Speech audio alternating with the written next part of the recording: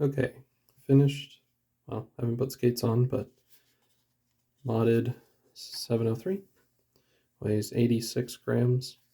Looks totally stock.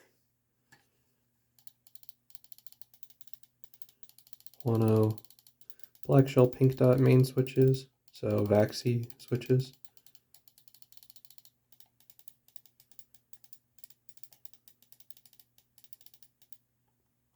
Stock scroll encoder, I don't have any to swap it out for. Kailh mute for scroll click.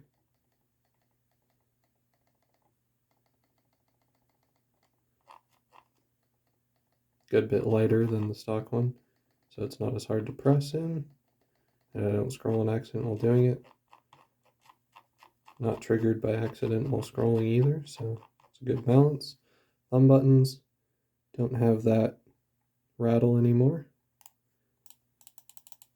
They are Huano blue shell pink dot, very crispy, but with more rebound force than a GM4 or GM8. I think I'm gonna really like these switches. Cool. Now to put core pads on it.